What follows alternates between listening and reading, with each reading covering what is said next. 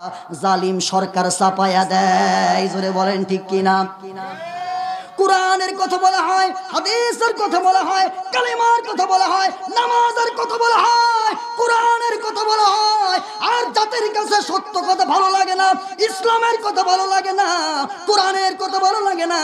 আমার ভাইয়েরা, কোরআনের কথা বললে, হক কথা বললে, সত্য কথা বললে, নারায়ে তাকবীরের আওয়াজ দিলে যাদের গায়ের ভিতরে চারা পারা শুরু হয়, আমার ভাইয়েরা বুঝতে হবে ওদের রক্তের ভিতরে আবু জাহেলের রক্ত আছে। আজ ওরা কোরআনের হক কথা বলবে, ইসলামের কথা বলবে, সত্য কথা বলবে, তাদেরকেও মুনাফিকরা আটকে রাখবে। বলেন ঠিক কিনা? শোনায়া দিতে চাই যে আমরা আল্লাহর প্রশংসা জ্ঞাপন করছি যিনি এই তামাম বিশ্বকে সৃষ্টি করেছেন।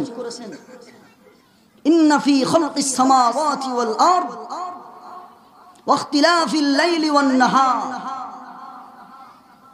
ওই আল্লাহর জন্য সকলে একবার জোরে সোরে বলে আলহামদুলিল্লাহ। জোরে সোরে একবার তাকবীর দেই আমরা। নারায়ে তাকবীর, নারায়ে তাকবীর। দিন ইসলাম, দিন ইসলাম, কোরআন হাদিসের আলো, আল কোরআনের আলো, আল হাদিসের আলো, দুর্নীতির আলো। দেখছেন দুর্নীতির আলো, তারপরও কিছুক্ষণ চুপ থেকে বললাম যাতে ওরা সচেতন হতে পারে। তারপরেও কেউ কেউ বললো দুর্নীতির আলো ঘরে ঘরে জ্বলে। কি বলেন, দুর্নীতির আলো ঘরে ঘরে জ্বলা যাবে? আমি আপনাদের সামনে কোরআনুল কারীম থেকে একটি আয়াত তিলাওয়াত করেছি। এই আয়াতের ভিতরে আল্লাহ তাআলা কি বলেছেন, আমাদের জন্য কি শিক্ষণীয় আছে এবং কি বর্জনীয় আছে, আমি আপনাদের সামনে আল্লাহর রাসূল সাল্লাল্লাহু আলাইহি ওয়াসাল্লামের জীবনের অসংখ্য অগণিত হাদিস থেকে একটি হাদিসের আমি একটি হাদিস আপনাদের সামনে পাঠ করেছি। আল্লাহ তাআলা তৌফিক দিলে ওই হাদিসের উপরে কিছুক্ষণ কথা বলার চেষ্টা করব। আপনারা একটু দোয়া করে দেন আল্লাহ তাআলা যেন এই ছোট নগণ্য অধম বান্দাকে তার এই মুখ থেকে আল্লাহ তাআলা কোরআনের এমন কিছু কথা, হাদিসের এমন কিছু কথা বের করে দেয় যেটা আমার জন্য এবং আপনাদের জন্য উপকারে আসে। সকলে বলি আমিন। ভাই প্রথম যেরকম ছিল ওরকম যেন, প্রথম যে সাউন্ডটা ছিল ওইভাবেই থাক, ওটা ভালো ছিল। না না, সেটা আমি পাইনি, এতক্ষণ যেটা ছিল ওইটা দেন। আমার ভাইয়েরা,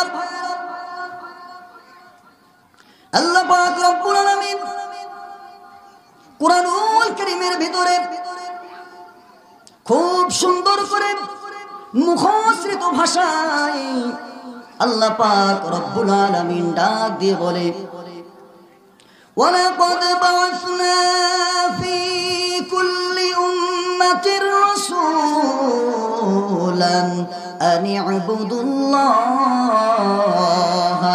ওয়াজতানিবুত তাগুত।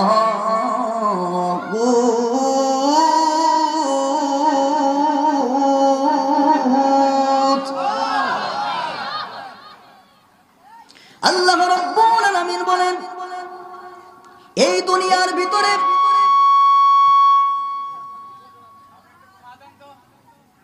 এই দুনিয়ার জমিনে এমন কোন গোত্র নাই, এমন কোন কওম নেই, এমন কোন এলাকা নেই যেই এলাকার ভিতরে আমার ভাইয়েরা আল্লাহ পাক রব্বুল আলামিনের পক্ষ থেকে নবী প্রেরণ করা হয় নাই, রাসূল প্রেরণ করা হয় নাই। এই দুনিয়ার ভিতরে যতটা গোত্র আছে প্রত্যেকটা গোত্রের কাছে, প্রত্যেকটা কওমের কাছে আল্লাহ পাক রব্বুল আলামিনের পক্ষ থেকে নবী প্রেরণ করা হয়েছে। আর তারা প্রত্যেকটা জাতির কাছে, প্রত্যেকটা নবী তার কওমের কাছে এসে একটাই মাত্র দাওয়াত দিয়েছে। সেই দাওয়াতটা হলো ওয়ালাকাদ বা'আসনা ফি কুল্লি উম্মাতির রাসূলান আন ই'বুদুল্লাহ।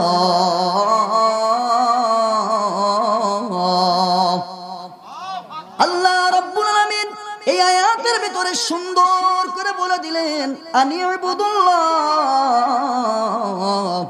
তোমরা আল্লাহর আনুগত্য করো। কার জোরে বলেন?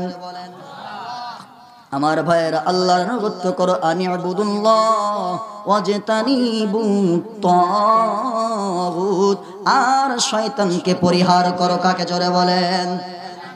আল্লাহর রাস্তাকে, আল্লাহ বিষয়, আল্লাহর যে কোনো বিষয় হতে পারে, আল্লাহ যে গাইডলাইন আমাদেরকে দিয়েছে ওই গাইডলাইনের নাম হলো কোরআন। কি জোরে বলেন? কোরআন, কোরআনুল কারীম, কোরআনুল হাকিম, কোরআনুল আযীম, কোরআনুম মুবিন। আল্লাহ যে আমাদের সামনে এক সুন্দর কিতাব দিয়ে দিয়েছে, পৃথিবীর সমস্ত কিতাবের চাইতে, সমস্ত বইয়ের চাইতে, সমস্ত কাব্যের চাইতে, আমার ভাইয়েরা প্রত্যেকটা উপন্যাসের চাইতে, আমার ভাইয়েরা প্রত্যেকটা কবিতার চাইতে এই কিতাবটা হইল সর্ব এবং সর্বযুগের সর্বকালের শ্রেষ্ঠ কিতাব। জোরে বলেন ঠিক কিনা? আমার ভাইয়েরা, এই দুনিয়ার জমিনে যতগুলা নবী এসেছিল, যতগুলা পয়গম্বর এসেছিল, প্রত্যেকটা নবী দুনিয়ার জমিনে এসে তার কওমদের কাছে, তার উম্মতদের কাছে দাওয়াত দিয়েছে। কি করেছে জোরে বলেন? হযরতে আদম আলাইহিস সালাম আসলেন, আদম আলাইহিস সালাম তার কওমের কাছে দাওয়াত দিলেন, লা ইলাহা ইল্লাল্লাহু আদম সফিউল্লাহ,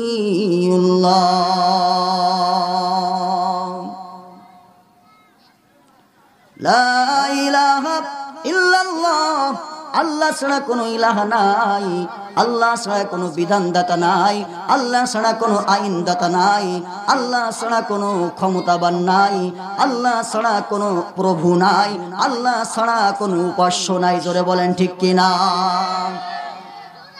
আর আদম সফিউল্লাহ, আমি আদম হইলাম আল্লাহর সফিউল্লাহ। এবার আমার ভাইরা হযরত নূহ নবী আসলেন, নূহ নবীও দাওয়াত দিলেন, লা ইলাহা ইল্লাল্লাহ, নূহ নবিয়ুল্লাহ, লা ইলাহা ইল্লাল্লাহ, আল্লাহ ছাড়া কোনো আইনদাতা নাই, আল্লাহ ছাড়া কোনো বিধানদাতা নাই, আল্লাহ ছাড়া কোনো প্রভু নাই, আল্লাহ ছাড়া কোনো মালিক নাই, আল্লাহ ছাড়া কোনো আইনদাতা নাই। জোরে বলেন ঠিক কিনা? আর আমি নূহ হইলাম আল্লাহর নবী। প্রত্যেকটা নবী এই দুনিয়াতে এসে একটাই মাত্র কালিমার দাওয়াত দিয়েছে। কয়টা? জোরে বলেন। আমার আপনার এই পৃথিবীর শুরু থেকে নিয়ে শেষ পর্যন্ত আমার ভাইয়েরা প্রত্যেকটা নবীর কালিমার প্রথম অংশ, সব নবীর কালিমার প্রথম অংশ লা ইলাহা ইল্লাল্লাহ। জোরে বলেন সবার কালিমা কি এক? জোরে বলেন কি? সবার কালিমা এক। এবার হযরতে ইব্রাহিম আলাইহিস সালাতু ওয়াস সালাম দাওয়াত দিলেন, লা ইলাহা ইল্লাল্লাহ, ইব্রাহিম খলিলুল্লাহ, আল্লাহ ছাড়া কোনো ইলাহা নাই, আর আমি ইব্রাহিম হলাম আল্লাহর বন্ধু খলিল। হযরতে আমার ভাইরা ইব্রাহিম আলাইহিস সালামের সন্তান হযরতে ইসমাঈল আলাইহিস সালাতু ওয়াস সালাম, তিনিও দাওয়াত দিলেন, লা ইলাহা ইল্লাল্লাহ, ইসমাঈল জফিউল্লাহ। আমার ভাইরা, আল্লাহ ছাড়া কোনো ইলাহা নাই, আল্লাহ ছাড়া কোনো বিধানদাতা নাই, আল্লাহ ছাড়া কোনো আইনদাতা নাই, আল্লাহ ছাড়া কোনো প্রভু নাই, আল্লাহ ছাড়া কোনো উপাস্য নাই। আমার ভাইরা ওই নবীও চলে গেলেন। আমার ভাইরা এইভাবে দাওয়াত দিতে দিতে হযরত ঈসা আলাইহিস সালাতু ওয়াস সালাম তিনিও দাওয়াত দিলেন, লা ইলাহা ইল্লাল্লাহ, ঈসা রূহুল্লাহ, লা ইলাহা ইল্লাল্লাহ, মুসা কালিমুল্লাহ, লা ইলাহা ইল্লাল্লাহ। এইভাবে দাওয়াত দিতে দিতে সর্বশেষ একজন নবী, মানবতার কাণ্ডা শ্রেষ্ঠ নবী, যিনি মানুষেরও নবী, জিনেরও নবী, গাছেরও নবী, তামাম পৃথিবীর সমস্ত নবীদের নবী, তামাম পৃথিবীর সমস্ত গাছের নবী, তামাম পৃথিবীর সমস্ত সৃষ্টির নবী, নবী মুস্তাফা মুহাম্মদ সাল্লাল্লাহু আলাইহি ওয়াসাল্লাম, তিনিও একটা কালিমার দাওয়াত দিয়ে উম্মতদেরকে ডাক দিয়ে বললেন, লা ইলাহা ইল্লাল্লাহু মুহাম্মাদুর রাসূলুল্লাহ। আল্লাহ ছাড়া কোনো ইলাহা নাই, আল্লাহ ছাড়া কোনো বিধানদাতা নাই, আল্লাহ ছাড়া কোনো প্রভু নাই, আল্লাহ ছাড়া কোনো মাবুদ নাই। আর আমি মুহাম্মদ সাল্লাল্লাহু আলাইহি ওয়াসাল্লাম হলাম তার বান্দা এবং রাসূল। এটা যারা মানবে, এটা যারা প্রতিষ্ঠা করবে, মুখে বলবে আর অন্তরে বিশ্বাস করবে, কাজে কর্মে পরিণত করবে, ওরাই হইল বিশ্বনবীর খাঁটি উম্মত, আল্লাহর বান্দা। জোরে বলেন ঠিক কিনা? তাই যারা বলবে আল্লাহ ছাড়া কোনো বিধানদাতা নাই, আল্লাহ ছাড়া কোনো আইনদাতা নাই, আল্লাহ ছাড়া কোনো উপাস্য নাই, এ কথা বলার পরে যারা মাজারে গিয়ে সিজদা দেবে পীরের পায়ে, আমার ভাইরা, আর গাঞ্জা বাবার পট নিয়ে দৌড়াবে, তাইলে বোঝা গেল ওরা এখনো পর্যন্ত মানুষ নামে হয়েছে, কিন্তু ওদের ভিতরে মনুষ্যত্ব নাই। ওরা উম্মত দাবি করে ঠিকই, কিন্তু ওরা কালিমায় বিশ্বাসী না। ওরা কালিমা পড়ে ঠিকই, কিন্তু কালিমার হকদার ওরা নাই, ওরা হলো জাহান্নামের হকদার। জোরে বলেন ঠিক কিনা? আমার ভাইয়েরা, এই দুনিয়াতে আমরা কেউ চিরদিন থাকার জন্য আসি নাই, একদিন এই দুনিয়া ছেড়ে চলে যেতে হবে। আমার ভাইয়েরা, আমি আপনি এই দুনিয়াতে আসছি অল্প সময়ের জন্য, ক্ষণস্থায়ী জীবন। এখানে আসছি, আবার একটু পরে চলে যাব, এটাই তো আমাদের মুসাফির হিসাবে আমরা আসছি। জোরে বলেন ঠিক কিনা? এই দুনিয়াতে আমরা সব কি, জোরে বলেন, ইয়া হাম সব মুসাফির হ্যায় ওহি আখির ঠিকানা, কে আগে রওয়ানা হ্যায় কে পিছে রওয়ানা। জোরে বলেন ঠিক কিনা? আমার ভাইয়ের, আজকের এই মাহফিলের সবচাইতে বড় ওয়াজ হইল এই যে একটা কবর। কি জোরে বলেন? আমি আপনি এই দুনিয়া ছেড়ে চলে যাব, আমার আপনার সম্মান, আমার আপনার টাকা পয়সা, আমার আপনার গাড়ি, আমার আপনার বাড়ি, আমার আপনার ক্ষমতা, দুনিয়ার বাহাদুরি সব দুনিয়াতেই পড়ে থাকবে। জোরে বলেন ঠিক কিনা? আরে বাজার, আমি আপনাদের সামনে কুরআনুল কারীম থেকে একটা আয়াত তেলাওয়াত করেছি। ওই আয়াতের ব্যাপারে কথা বলতেছিলাম। প্রত্যেকটা নবী দুনিয়াতে আইসা তাদের উম্মতের কাছে দাওয়াত দিয়েছে, কালিমার দাওয়াত। কিসের দাওয়াত? জোরে বলেন। কালিমার দাওয়াত দিয়েছে। আমার ভাইরা, কালিমার দাওয়াত দেওয়ার পরে কোন নবীকে উম্মতেরা মারপিট করেছে, কোন নবীকে জেলের ভিতরে ভর্তি করেছে, কোন নবীকে আমার ভাইরা দেশ ছাড়া করেছে, কোন নবীকে তারা অপমান করেছে, লাঞ্ছিত করেছে, বঞ্চিত করেছে, কোন নবীকে তারা জেলের ভিতরে ঢুকাইছে, কোন নবীকে করাত দিয়ে দুই টুকরো করে দিয়েছে, কোন নবীকে আমার ভাইরা খাবার বন্ধ করে দিয়েছে, কোন নবীকে তারা এমন ভাবে মারছে রক্তাক্ত হইয়া জমিনের ভিতরে বেহুশ হয়ে পড়ে গেছে। জোরে বলেন ঠিক কিনা? আমার ভাইয়েরা, ঠিক তো ধরুন এই কোরআনের কথা, হকের কথা, ইসলামের কথা, সত্য কথা আমি আপনি যদি বলি, তাইলে ইমানের পরীক্ষা আমাদের সামনে আসবে কিনা? জোরে বলেন। আল্লাহ রাব্বুল আলামিন যা বললেন, তোমরা এক আল্লাহর দাওয়াত দাও, এক কালিমার কথা বলো, লা ইলাহা ইল্লাল্লাহ, এই কালিমার দাওয়াত দাও, আর তোমাদের গোত্র থেকে, তোমাদের কওম থেকে শিরক, বিদআত আর কুসংস্কার গুলো, অর্থাৎ ওয়াজতানিবুত তাগুত, এইগুলো হলো তাগুতের রাস্তা। কিসের রাস্তা? জোরে বলেন। ওয়াজতানিবুত তাগুত, এই তাগুত বলতে শয়তানকে বোঝানো হয়েছে। কাকে বোঝানো হয়েছে? জোরে বলেন। শয়তানকে বোঝানো হয়েছে। আমার ভাইরা, শয়তানের রাস্তা কোনটা কোনটা, কি কি? আমার ভাইরা, বাপদাদায় মুসলমান ছিল, আমরাও মুসলমান দাবি করি।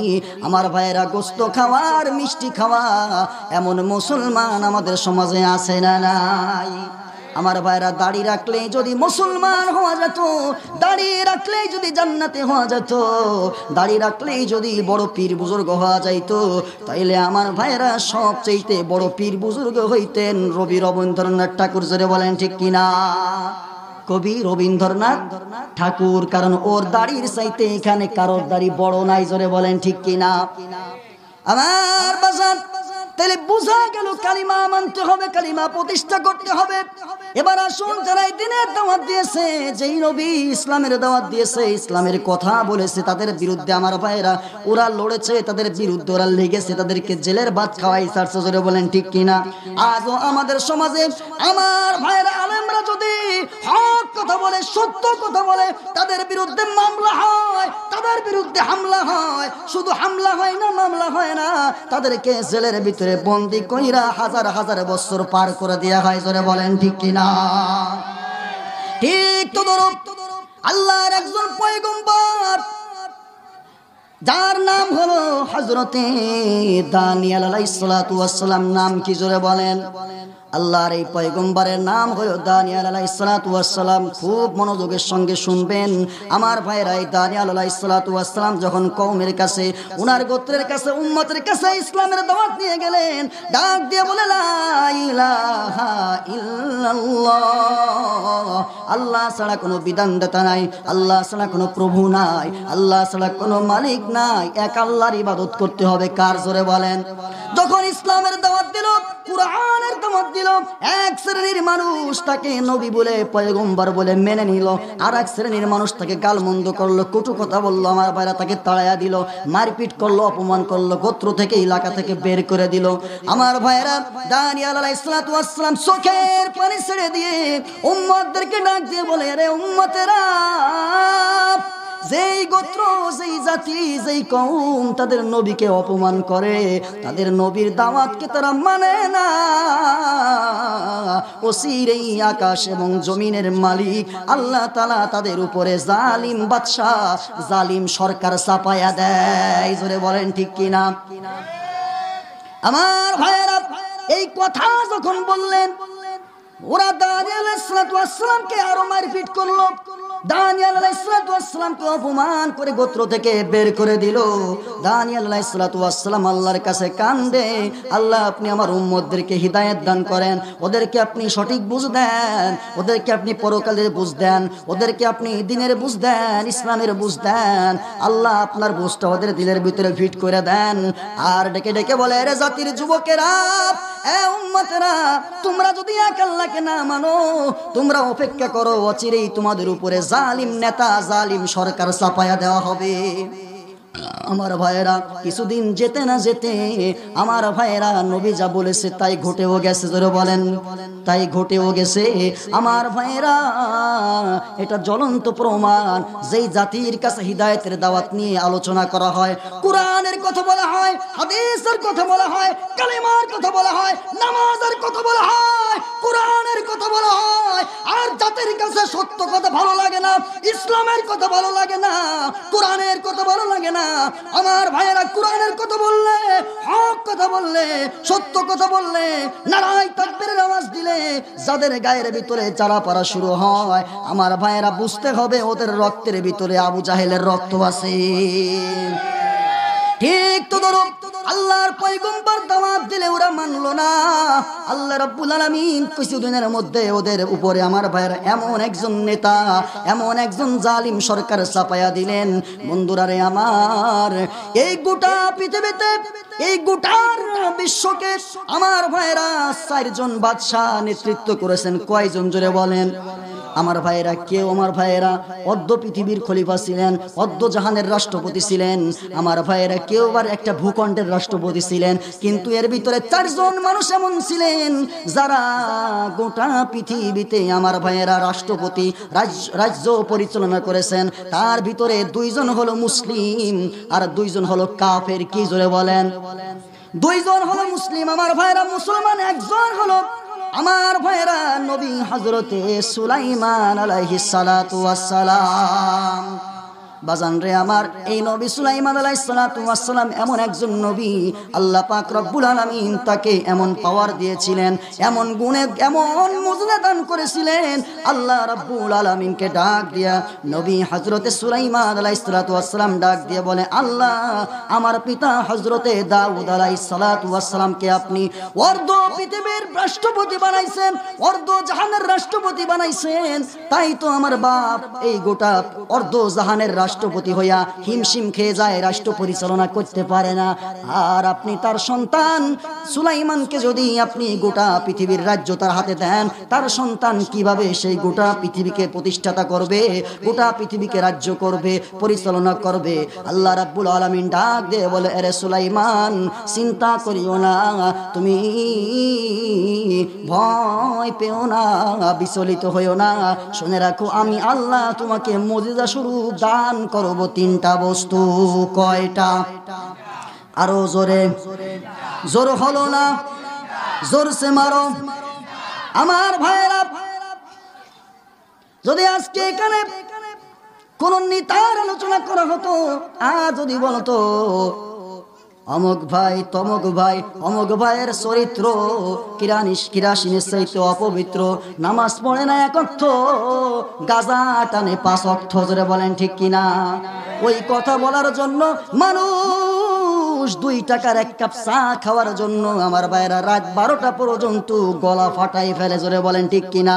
অথচ আল্লাহর নামের আওয়াজ দেবে, কোরআনের কথা শুনে আওয়াজ দেবে, এই ব্যাপারে আমাদের শক্তি নাই। ভয় লাগে, ভয় লাগে, ভয়, কারণ ইমানের স্পিরিট নাই। বিড়ালের মতো মিউ মিউ, জোরে বলেন ঠিক কিনা? আপনারা কি বিড়ালের জাত হতে চান নাকি সিংহের জাত হতে চান? সিংহ কি বিড়ালের মতো মিউ মিউ করে নাকি হুঙ্কার দিয়ে থাবা মারে? তাহলে আপনারা যদি সিংহের জাতি হতে চান, মাগুরা ভাসি, আমার আলম সার গ্রামবাসী, আপনারা একটু জোরে সোরে বলেন না, নারায়ে তাকবীর, নারায়ে তাকবীর। আমার ভাইরা, এবার শুন, ওদের উপরে চাপায় দেয়া হলো। আমার ভাইরা, এই যে বলতেছিলাম নবী সুলাইমানের কথা, আল্লাহ রাব্বুল আলামিন 3টা জিনিস দান করলো। ডাক দিয়ে বলে, রে নবী সুলাইমান, তোমার চিন্তা করা লাগবে না, টেনশন করা লাগবে না, আমি আল্লাহ তোমাকে মুজিজা স্বরূপ দান করব একটা আংটি। সুবহানাল্লাহ। রে নবী সুলাইমান, এই দুনিয়ার কোথায় কি হচ্ছে তুমি নবী সুলাইমানের যাওয়া লাগবে না, ওই আংটির ভিতরে স্মরণ করবা পৃথিবীর কোথায় কি হচ্ছে, তুমি তোমার সিংহাসনে বসে দেখতে পাবে। আর আমি আল্লাহ তোমাকে মুজিজা স্বরূপ দান করব একটা তরবারি। জোরে বলেন কি? তরবারি দান করব। তোমার যায় বিচার করা লাগবে না। কোন ইসলাম বিরোধী কাজ দেখলে, মানুষের ভিতরে কোনো হত্যা রাহাজানি, কোনো হানাহানি, কাটাকাটি, মারামারি, বাটপারি, সিটারি দেখলে তোমার যাওয়া লাগবে না। ওই তরবারিকে তুমি এমন একটা তরবারি দিব, যেই তরবারির নাম হলো সুলাইমানি তরবারি।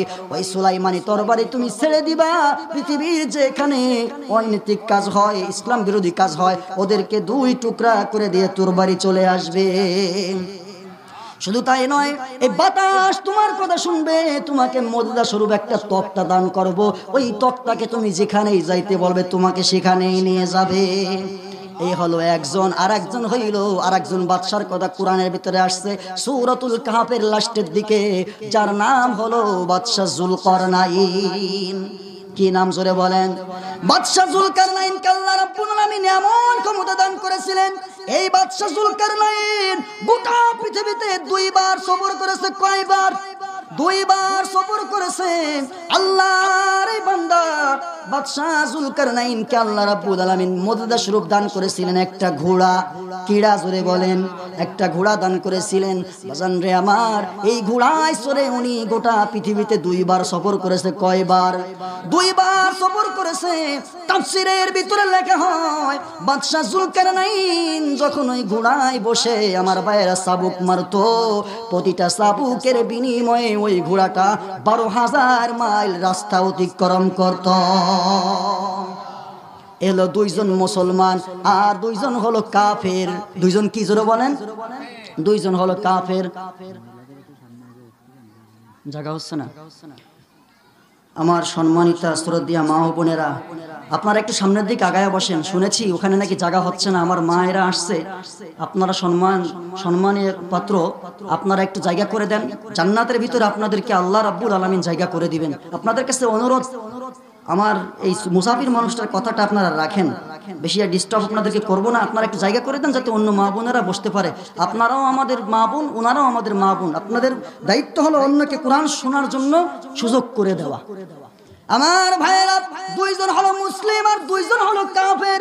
তার ভিতরে একজন কাফেরের নাম হইল নমরুদ। কি জোরে বলেন? নমরুদ, যেটাকে আল্লাহ রাব্বুল আলামিন জুতোর বাড়ি খাওয়ায়া, ল্যাংড়া মশা নাকের ভিতরে ঢুকায়া, মাথার ভিতরে বন বন করে ঘুরায়া, আর ডাক দিয়ে বলে আমার মাথার ভিতরে এমন একটা পোকা ঢুকছে, ল্যাংড়া একটা মশা ঢুকছে, ও চোখেও দেখে না, কানেও শোনে না, শুধু ভন ভন করে মাথার ভিতরে জ্বালাতন করে। আমাকে তোরা লাঠি দিয়ে বাইরো। লাঠি দিয়ে যখন বাইর হয় মাথা থামে না। আমার ভাইয়েরা কয় কি দিয়ে বাইরবি? কয় ধর আমার পায়ের এই জুতা খুলে বাড়ি শুরু কর, দেখ থামে নাকি। জুতা খুলে যখন বাইর হয় মাথাটা চুপ হয়ে থাকে, মাসায় আর কামড় দেয় না। এবার নমরুদ কয় তো কাজ চলছে। কাজ কি হয়েছে জোরে বলেন? এই তো মনেতে শুরু হয়েছে। আবার বাইর, কিছুক্ষণ বেরোনোর পরে একটু চুপ থাকে, মশা কুটকুট করে কামড় শুরু করে, কারণ ওটা টাটকা শয়তান। কি জোরে বলেন? টাটকা শয়তান। ও মুসা নবীকে কষ্ট দিয়েছে, মশাই জানে কিনা? আপনারা বলুন তো, এটা কি মশা নাকি আল্লাহর ফেরেশতা? যখনই জুতা দিয়ে বাইর হয় তখনই চুপ থাকে, জুতা নামাই দিলে ও কামড় শুরু করে। বাইরতি এমন একটা বাড়ি মারছে, এক বাড়িতে মাথাটা ফাইটে কয়েক টুকরো হয়ে গেছে। জোরে বলেন সুবহানাল্লাহ। আর একজন কাফের এই গোটা পৃথিবীকে রাষ্ট্রপ্রতিনিধিত্ব করেছেন, তার নাম হইল বখতে নাসার। নাম কি জোরে বলেন? বখতে নাসার। এই বখতে নাসার গোটা পৃথিবীর বাদশা ছিলেন। আমার ভাইয়েরা, ওই যে বলতেছিলাম দানিয়েল আলাইহিস সালাতু ওয়াস সালামের কথা, দানিয়েল আলাইহিস সালাতু ওয়াস সালাম উম্মতদেরকে দাওয়াত দিলেন, কালিমার দাওয়াত। ওরা মানলো না, নবীজিকে অপমান করলো।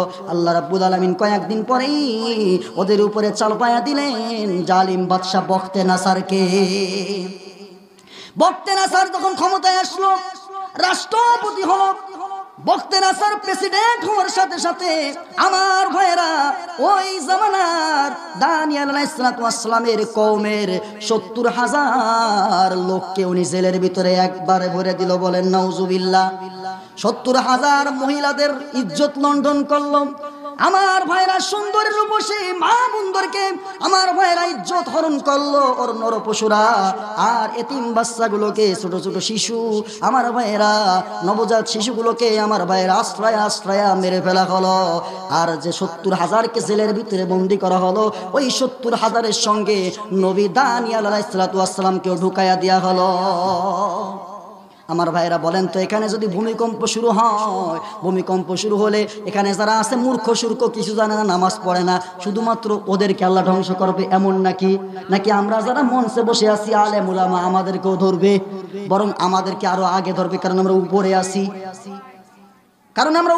আমাদেরকে আগে ধরবে। ঠিক তদরূপ আমার ভাইয়েরা দানিয়েল আলাইহিস সালাতু ওয়াস সালামকেও আমার ভাইয়েরা জেলের ভিতরে ঢুকাইয়া দিল।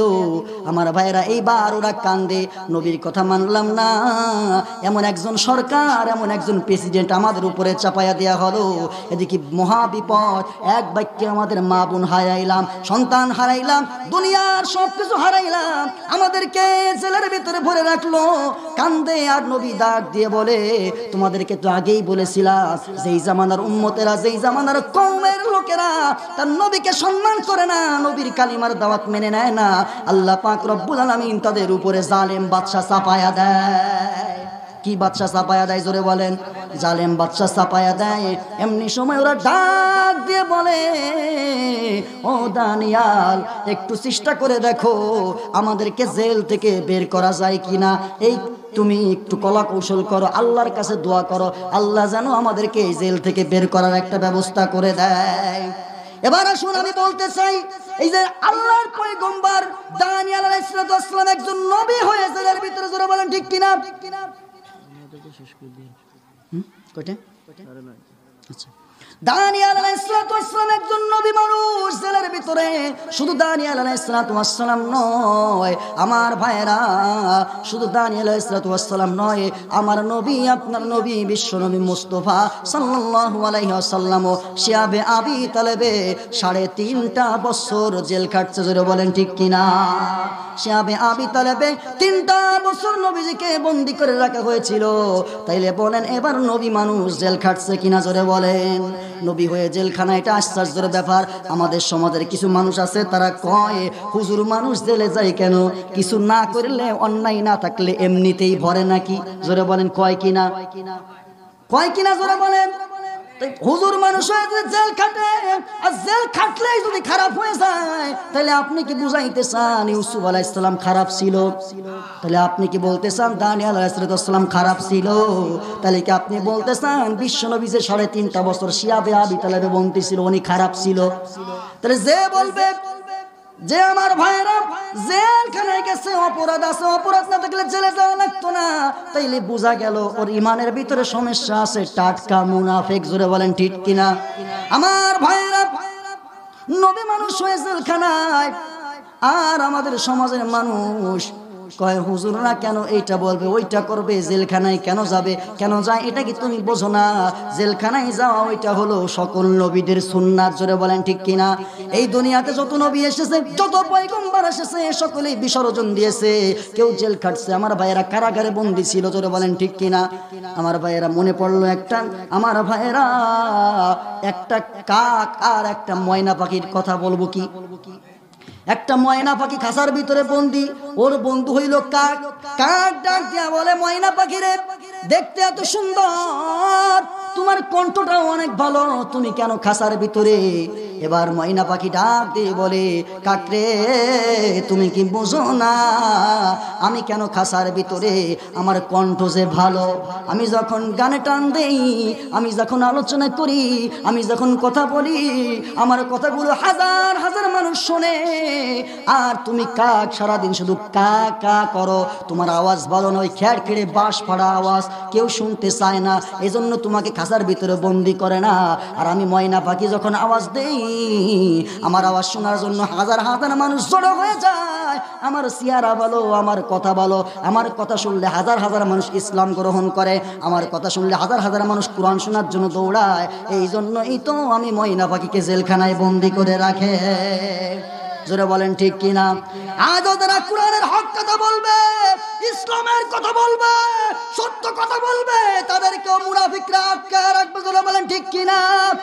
আমার ভাইয়েরা ঠিক তদরূপ দানিয়েল আলাইহিস সালামকে যখন জেলের ভিতরে ঢুকাইয়া দিল, উম্মতরা ডাক দিয়া বলে, রে দানিয়েল, অন্যায় করেছি, ভুল করেছি, তোমার কাছে আমাদের ফরিয়াদ, তুমি আল্লাহর কাছে এমন একটা দোয়া করো, আল্লাহর কাছ থেকে এমন একটা ফয়সালা এনে দাও, আল্লাহ পাক রব্বুল আলামিন যেন আমাদেরকে এই জেলখানার থেকে বের করার একটা ফয়সালা করে দেয়। হযরতে দানিয়েল আলাইহিস সালাম ডাক দিয়ে উম্মতদেরকে বলে দিলেন, অপরাধ যেহেতু তোমরা স্বীকার করেছো, আমি দানিয়েল আলাইহিস সালাম তোমাদেরকে জেলখানার থেকে বের করতে পারি, তবে শর্ত আছে। কি আছে? জোরে বলেন। এই জেলখানা থেকে তোমাদেরকে বের করার একটা পন্থা আমি বলে দেব। যখন গভীর রজনী হয়ে যাবে, আমি পয়গম্বর দানিয়েল আলাইহিস সালাম সিজদায় পড়ে গভীর রজনীতে আল্লাহকে আল্লাহ বলে ডাক দিব, আল্লাহু আকবার ধ্বনি দেব। আমি দানিয়েল আলাইহিস সালাম যখন আল্লাহু আকবারের ধ্বনি দেব, তখন তোমরাও আমার সাথে আল্লাহু আকবারের ধ্বনি দিবা। জোরে বলেন সুবহানাল্লাহ। আমার ভাইয়েরা ঠিক তদরূপ গভীর রজনী হয়ে গেল। গভীর রজনী যখন হয়ে গেল, হযরতে দানিয়েল আলাইহিস সালাম গভীর রজনীতে, আমার ভাইয়েরা গভীর রজনী, কারাগারের জেলখানার সমস্ত দরজাগুলো বন্ধ, 70,000 মানুষ ঘুমায় না, 70,000 মানুষ অপেক্ষা করে কখন আল্লাহর পয়গম্বর হযরতে দানিয়েল আলাইহিস সালাম আল্লাহু আকবারের ধ্বনি দেবে, আর আমরাও তার সাথে আল্লাহু আকবারের ধ্বনি দেব, আর জেলের দরজা খুলে যাবে, আমরা জেলখানা থেকে বেরোয় মুক্তি পেয়ে যাব। আমার ভাইয়ের অপেক্ষা করতে করতে রাত্র যখন 12টা ওভার হয়ে গেল, আমার ভাইয়েরা মধ্যরাত যখন পার হয়ে, যখন আমার ভাইয়েরা আল্লাহ রাব্বুল আলামিন যখন প্রথম আসমানে চলে আসলো, ইন দা মিন টাইমে হযরতে দানিয়েল আলাইহিস সালাম গভীর রজনীতে জেলখানার ভিতরে আল্লাহু আকবারের ধ্বনি দিলেন। জোরে বলেন আল্লাহু আকবার। হযরতে দানিয়েল আলাইহিস সালাম আল্লাহু আকবারের ধ্বনি দিলেন, আল্লাহু আকবার, আল্লাহু আকবার, আল্লাহু আকবার,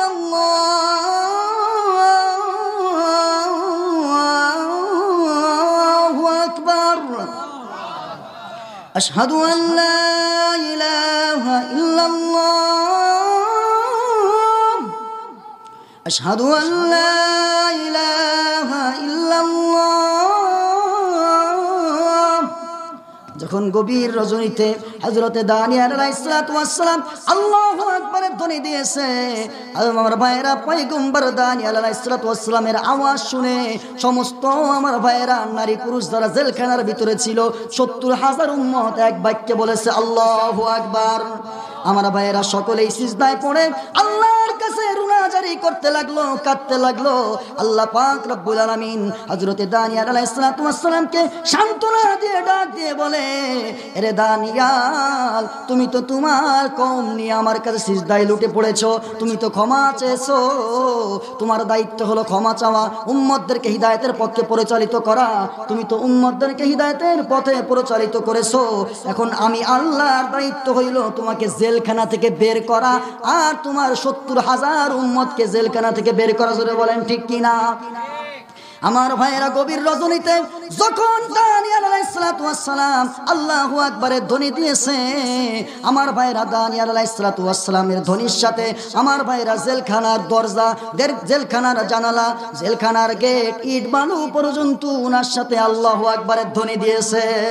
আমার ভাইয়েরা যখন আমার ভাইয়েরা উনি আল্লাহু আকবারের ধ্বনি দিয়েছে, উনার আল্লাহু আকবারের ধ্বনি যখন দিয়েছে, উনার আল্লাহু আকবারের ধ্বনি শুই না আমার ভাইয়েরা ওই অবস্থাতে আমার ভাইয়েরা জালিম বাদশা, জালিম সরকার বখতে নাসার একটা স্বপ্ন দেখলেন, ভয়ঙ্কর স্বপ্ন। ভয়ঙ্কর স্বপ্ন দেখে ঘুমের থেকে আমার ভাইয়েরা চিৎকার মেরে ডাক দিয়ে উঠছে, কে আসোস রে কোথায়? আমি বখতে নাসার ঘুমের ভিতরে স্বপ্ন দেখেছি, বিরাট একটা ভয়ঙ্কর স্বপ্ন। আমার রাজ্যের ভিতরে যত জাদুকর আছে, যত সরকারি আলেম আছে, যত সরকারি পীর বুজুর্গ আছে, ওদেরকে একটু তাড়াতাড়ি আমার কাছে নিয়ে আসো, ওই স্বপ্নের ব্যাখ্যাটা, স্বপ্নের তাবিরটা বলতে হবে। কারণ স্বপ্নের তাবির যদি আমি বখতে নাসির না জানতে পারি, হতে পারে সকালবেলা আমি বখতে নাসিরের গদি থাকবে না, আমি আর সরকার নাও থাকতে পারি, আমি আর প্রেসিডেন্ট নাও থাকতে পারি। জলদি করে ওই জাদুকরদের ডাকো, জ্যোতিষদেরকে ডাকো। আমার ভাইয়ের জ্যোতিষদেরকে যখন ডাকা হলো, ডাকার পরে সকলকে লাইন ধরে বসানো হলো। এবার বখতে নাসির বলে, আমি একটা স্বপ্ন দেখেছি, এই স্বপ্নের ব্যাখ্যা তোমাদেরকে বলতে হবে। স্বপ্নের ব্যাখ্যা যদি না বলতে পারো, কেমন জাদুকর হয়েছে তোমরা দেখে নিব। স্বপ্নের ব্যাখ্যা না বলতে পারলে তোমাদেরকে জেলখানার ভিতরে ঢুকাবো। কারণ বাদশা তো জালিম বাদশা, ইচ্ছা আমার ভাইরা অন্যায় থাকলেও ঢুকাবে, অন্যায় না থাকলেও ঢুকাবে। জোরে বলেন ঠিক কিনা? আমার ভাইরা ওই যে নবীর বদদুয়া রয়েছে আর ওদের অপকর্ম রয়েছে, ওদের পর আল্লাহ জালিম বাদশা, জালিম সরকার চাপাইয়া দিয়েছে। আমার ভাইরা এইবার বাদশা এবার যখন স্বপ্নের কথা বলবে, স্বপ্নের কথা যখন বলতে যাবে, জাদুকররা ডাক দিয়ে বলে, বাদশা আপনি একটু আপনার স্বপ্নের কথা বলেন, আমরা ব্যাখ্যা করে দেব, জলদি করে বলেন স্বপ্নে কি দেখেছেন। আল্লাহর কি কারিশমা, আল্লাহর কি নীলা খেলা। আল্লাহ পাক রব্বুল আলামিন সঙ্গে সঙ্গে উনার স্বপ্নটাকে, ওই টাটকা শয়তান মুনাফিক বখতে নাসারের স্বপ্নটাকে ভুলাইয়া দিয়েছে। জোরে বলেন সুবহানাল্লাহ। স্বপ্নটাকে ভুলাইয়া দিয়া ওই কথাগুলোকে হযরতে পয়গম্বর দানিয়েল আলাইহিস সালাতু ওয়াস সালামকে ওহীর মাধ্যমে জানায়া দিয়েছে। আমার ভাইয়েরা এবার বখতে নাসার স্বপ্নের কথা বলতে গেল, স্বপ্নের কথা বলতে যায় আমার ভাইয়েরা ডাক দিয়ে বলে, এরে জাদুকররা কি কি স্বপ্ন যেন দেখেছি, কিছুই তো মনে নাই, কি বলবো এখন মনে নাই। এমনি সময় ডাক দিয়ে বলে, জাদুকর রে, তোরা তো অনেক বড় জাদুকর, সব বলতে পারো, গায়েবের খবর জানো, আমি স্বপ্ন দেখেছি কি ওটাও বলতে হবে, স্বপ্নের ব্যাখ্যাও বলতে হবে। স্বপ্ন দেখেছে কি ওটাও বলতে হবে, স্বপ্নের ব্যাখ্যাও বলতে হবে। কোন এটা কি সম্ভব? আপনি ঘুমায় আছেন এখানে, আপনি ঘুমের ভিতরে স্বপ্ন দেখতেছেন যে আপনার পাশে আপনাকে আর একটা যুবতী মেয়ে মিস কল মারতেছে, আপনার বিবি পাশে শুয়ে আছে, আপনার বিবি কি জানে আপনি আর একটা মেয়ে আপনার মিস কল মারতেছে? আপনার স্ত্রী কি জানে? যদি জানতো আপনাকে কি বিছনায় রাখতো? এক লাথি দিয়ে বলতো যে যেখানে গেছিল ওইখানে যায়, মিস কল মারে যায় ওর কাছে। জোরে বলেন ঠিক কিনা? বাদশা ওই হুজুররা জাদুকররা বলে, স্যার আপনি কি স্বপ্ন দেখেছেন আমরা জানি না, স্বপ্নের কথা বললে ব্যাখ্যা নাই বলে দিতে পারতাম, আর আপনি কি স্বপ্ন দেখেছেন আমরা তো জানি না, ব্যাখ্যা করব কিভাবে? অত কিছু জানি না, স্বপ্নের কথাও বলতে হবে ব্যাখ্যাও বলতে হবে। স্বপ্নের কথা আর ব্যাখ্যার কথা দুইটা যদি না বলতে পারো, তোমাদের সব কটাকে পাকড়াও করে এখনই জেলের ভিতরে ঢুকানো হবে। তোমাদেরকে 1 সপ্তাহের আলটিমেটাম দিয়ে দিলাম, 1 সপ্তাহের ভিতরে যদি বলতে না পারো তোমাদের জন্য কারাগারের জেল খুলে দেওয়া হবে। আমার ভাইরা ওরা বেকায়দায় বিপদে পড়ে গেল, চোখের পানি ছেড়ে কান্দে, আল্লাহ কি বিপদে ফেলাইলা, কেমন সরকার তুমি আমাদেরকে দিলা, এ দেখি আমাদের জীবন নিয়ে টানাটানি। এমনি আমার ভাইরা জেলের যে জিলার ছিল, জেলের যে কারাগারের যে জিলার ছিল, দৌড়ে গেছে নবী পয়গম্বর হযরত দানিয়েল আলাইহিস সালাতু ওয়াস সালামের কাছে, ডাক দিয়ে বলে, আরে দানিয়াল তোমার সাথে তো আমার সম্পর্ক ভালো, আমাদের উপরে এমন একজন বাদশা আল্লাহ চাপাই দিয়েছে, ওই বাদশা এত বড় জালিম, উনি কি স্বপ্ন দেখেছে স্বপ্নের কথা নিজে বলতে পারে না, আবার কয় স্বপ্নও বলতে হবে ব্যাখ্যাও বলতে হবে, এখন আমাদের সবাইকে জেলের ভিতরে ঢুকায় দিবে। আমার ভাইরা এই কথা যখন বলেছে, এবার দানিয়েল আলাইহিস সালাতু ওয়াস সালাম ডাক দিয়ে বলে, হে জেলার, তোমার বাদশা বখতেনাসার কি স্বপ্ন দেখেছে ওই স্বপ্নের কথাও আমি বলতে পারবো, ব্যাখ্যাও বলতে পারবো। এমনি জেলার দৌড়ে গেছে, আরে বাদশা বখতেনাসার, ওই জেলখানার ভিতরে এমন একজন যুবক আছে যে আপনার স্বপ্নের কথাও বলতে পারবে, আপনার স্বপ্নের ব্যাখ্যাও বলতে পারবে। এমনি সময় বখতেনাসার ডাক দিয়ে বলে, ওই যে যুবকে সব বলতে পারবে, ওই বাপজানকে আর জেলের ভিতরে থাকতে হবে না, আমার ওই আব্বাজানকে জেল থেকে বের করে নিয়ে আসো। জোরে বলেন আল্লাহু আকবার। তার মানে বোঝা গেল বিপদে পড়লে আমার ভাইয়েরা, মুনাফিক কাফের বেঈমান ওরাও হুজুরদেরকে সম্মান করে কিনা জোরে বলেন। বিপদে পড়লে জানাজার সময় কে হুজুর আসেন একটু জানাজাটা পড়াই দেন, কে হুজুর লাগবে কে, তুই তো বড় নেতা, তুই তো হুজুরদেরকে বাধা দেস, হুজুরদেরকে মারোস, অ্যারেস্ট করোস, কত কিছু করস, তুই জানাজা পড়া, তোর বাপের জানাজা। জোরে বলেন ঠিক কিনা? দেখবেন পিছনে একটাও খুঁজে পাওয়া যাবে না, ও তো নিজে নামাজ পড়ে না, প্রস্রাব করে পানি লয় না, ওর প্যান্ট ঠিক নেই, ওর পাশে আবার কি নামাজ পড়ুন? জোরে বলেন ঠিক কিনা? এবার নবী বললেন, নবীর কাছে দৌড়ায় গেল, আর ওই জিলার বাদশার কাছ থেকে আসলেন, ওগো দৌড়ায়, সারাটা জীবন তুমি নেতার পিছনে দৌড়ায় শেষ করে দিলে, আমার ভাইরা নেতার তুমি একই সাথে জেলখানায় গেছো, নেতা জেলখানা থেকে মুক্তি পাইয়া অট্টালিকায় ঘুমায়, আর তুমি জেলের ভিতরে গরম ডিম খাও। জোরে বলেন ঠিক কিনা? আমার ভাইরা এইবার নবী বলেন, আমি একা বের হব না, আগে আমার 70,000 উম্মতকে বের করতে হবে। আমার ভাইরা দানিয়েল আলাইহিস সালাতু ওয়াস সালাম এই কথা বলার পরে, আমার ভাইরা দানিয়েল আলাইহিস সালাতু ওয়াস সালাম ডাক দিয়ে বললেন, যখন এই কথা, ওই জিলাত দৌড়ায় যায় বলে, বাদশা উনি বলে কি জানেন, উনি একা বের হতে চায় না, উনাকে বের করতে হলে আগে উনার 70,000 যে আপনি আটকাইছেন জেলের ভিতরে, ওই 70,000 জনগণকে আগে মুক্তি দিতে হবে। এবার বাদশা বখতেনাসার ডাক দিয়ে বলে, আমার আব্বাজান দানিয়েল যদি বলে 70,000 কেন, আরো লক্ষ লক্ষ মানুষ যদি ওই জেলের ভিতরে থাকতো, আমার ওই বাপজানের কথায় আমি সবাইকেই মুক্তি দিয়ে দিতাম। আমার ভাইয়েরা সবাইকে মুক্তি দিয়ে দেয়া হলো। দানিয়েল আলাইহিস সালামও বেরোলেন। আমার ভাইরা এবার নিয়ে যাওয়া হচ্ছে দানিয়েল আলাইহিস সালামকে বাদশা বখতেনাসারের কাছে। কার কাছে? জোরে বলেন। বখতেনাসারের কাছে নিয়ে যাওয়া হচ্ছে। বখতেনাসার এমন একটা গেট বানাইছে, এমন একটা মঞ্চ বানাইছে, ওই মঞ্চ দিয়ে যাকে ঢুকতে হবে, মঞ্চটা এমন কায়দায় বানাইছে, আমার ভাইরা মাথাটা নিচু কইরা এরপরে ঢুকতে হবে। মাথাটা নিচু করে ঢুকতে হবে, মাথাটা উঁচু করে ঢুকা যায় না। আমার ভাইরা বলেন তো, এই দুনিয়াতে আল্লাহ ছাড়া আর কারো সামনে মাথাটা নত করা যাবে? অথচ আমাদের সমাজের মানুষ, এমন মানুষ দেখা যায় 5 ওয়াক্ত নামাজ পড়ে, মাথায় টুপি, মুখে দাড়ি, ওরা আবার কয় আমার ভাইয়েরা মাজারে মাজারে দৌড়ায়, মাজারে মাজারে সিজদা দেয়। আর এক শ্রেণীর আছে, ওরা কি কয় জানেননি? পানির তলে চললে বাতি ঝড় বাতাসে নিবে না। ওরে পানির তলে চললে বাতি ঝড় বাতাসে নিবে না।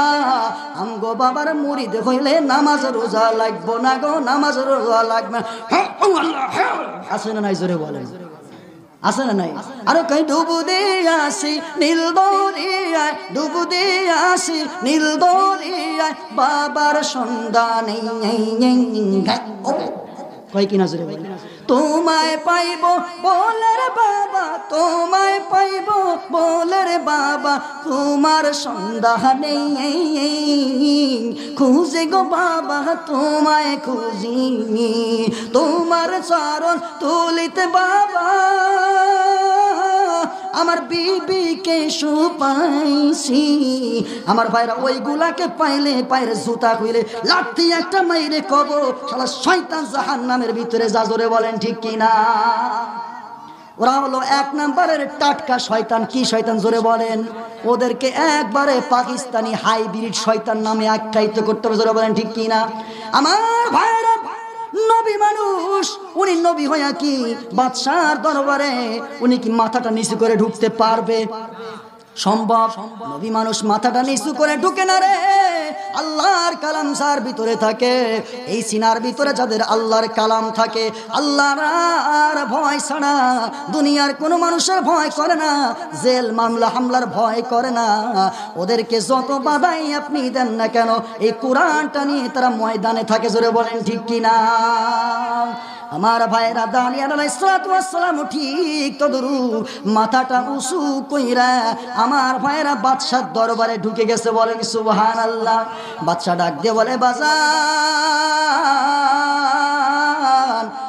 সবাই তো আমার দরবারে ঢুকার সময় রে মাথাটা নত কইরা ঢুকে, কিন্তু তুমি কেন মাথাটা উঁচু কইরা পাউটা আগে ঢুকাইয়া দিলা? এটা আবার কোন তরিকা? এমনি সময় দানিয়াল পয়গম্বর ডাক দিয়ে বলে, আরে বাদশা,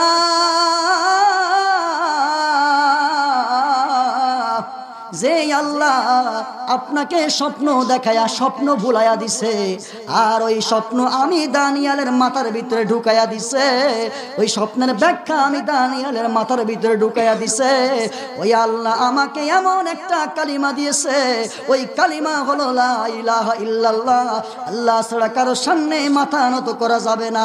ওই আল্লাহ আমাকে স্বপ্নর কথা জানানোর আগে, এই স্বপ্ন দেওয়ার আগে আমি নবী দানিয়াল পয়গম্বরকে নবুয়ত দিয়ে জানাইয়া দিছে, এরে দানিয়াল, আমি আল্লাহ ছাড়া দুনিয়ার কোনো মানুষের সামনে, হোক সে রাজা, হোক সে প্রজা, হোক সে বাদশাহ, হোক সে যে কোনো নেতা, কোনো গাধার সামনে তুমি মাথা নত করবে না।